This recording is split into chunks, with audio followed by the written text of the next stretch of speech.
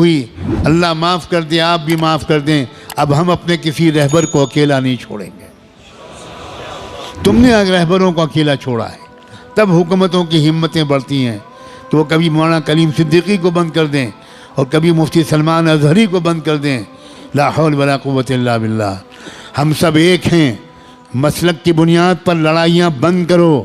اگر آپ کو کسی مسلک سے تعلق ہے بہت مبارک، لیکن ہمارا اصل مذہب کلمہ طیبہ لا الہ الا اللہ ہے۔ ہمارا کلمہ ایک ہے، ہمارا قرآن ایک ہے، ہمارا قبلہ ایک ہے، ہمارے رسول ایک ہیں، ہمارا رب ایک ہے، ہمارا دین ایک ہے، اور ہمارا انجام بھی ایک ہے۔ کسی طرح کا جھگڑا نہیں۔ یہ اہل سنت کی مسجد ہے اور یہ تبلیغیوں کی مسجد ہے۔ اللہ کرے اب یہ سب ختم ہو جائے، ہم سب ایک دوسرے کی مسجدوں میں جا کر نماز پڑھیں۔ مسجد کسی کی نہیں ہے، مسجد تو اللہ کی ہے۔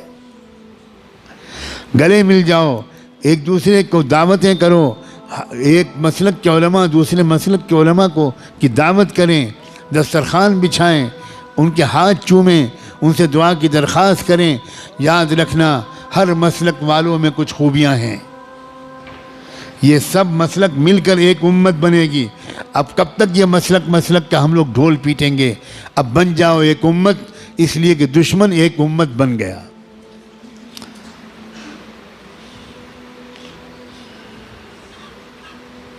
قرآن نے اعلان کیا ہے والذین کفروا بعضهم اولیاء بعض الا تفعلوه تکن فتنة فی الارض وفساد کبیر۔ کفر کی طاقتیں ایک امت بن گئیں، ایک قوم بن گئیں، ایک جماعت بن گئیں، ایک سنگٹھن بن گئیں، ایک تحریک بن گئیں۔ آپس کے اختلافات انہوں نے ختم کر کے ایک ہو گئے وہ تمہارے خلاف۔ الا تفعلوه تکن فتنة فی الارض وفساد کبیر۔ اگر تم بھی ایک نہیں بنو گے، اگر تم ایک دوسرے کے مددگار نہیں بنو گے، تو یاد رکھنا تمہاری اس بدماشی کی وجہ سے، تمہاری اس بدفعلی کی وجہ سے پوری دنیا میں فی الارض فتنة و فساد کبیر، بہت بڑا فتنہ و فساد پھیلے گا تمہاری پھوٹ کی وجہ سے۔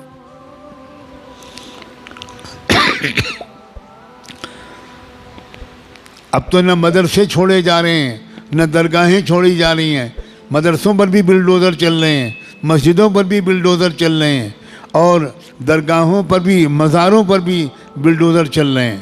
واہ واہ واہ واہ۔ اب بھی امت ایک نہیں ہوگی، اب بھی درگاہیں اور مزارے والے الگ رہیں گے اور مدرسے والے الگ رہیں گے۔ اب تو بھائی خدا کے لیے اب تو ایک ہو جاؤ، ایک ہو کر مضبوطی کے ساتھ ایک طاقت بنو، اور اس بات کی عادت ڈالو کہ جب یہ میرے جیسا کوئی کہنے والا یہ بات کہے تو جس مجمع کے سامنے کہے اس مجمع میں سے کم 50% لوگ وہ باقاعدہ اپنے علاقے کے ذمہ داروں کے ساتھ آئیں، میرے پاس آئیں، میرے جیسے لوگوں کے پاس آئیں اور تفصیل پوچھیں کہ ہم اپنے ملک کو سنبھالنے کے لیے کیا کریں۔ نوجوانوں آؤ گے یا چوڑیاں پہنا دوں میں تم کو؟ میں چوڑیاں بھیجوں؟ میں سچ کہتا ہوں میرا دل بہت دکھا ہوا ہے، بہت دکھا ہوا ہے۔ اور مال والوں اپنے مال کو شادیوں میں خرچ کرتے رہو گے؟ بتاؤ، جواب دو۔ شادیوں میں خرچ کرو گے یا قوم کی حفاظت کے لیے خرچ کرو گے؟ like video, share video and subscribe our channel.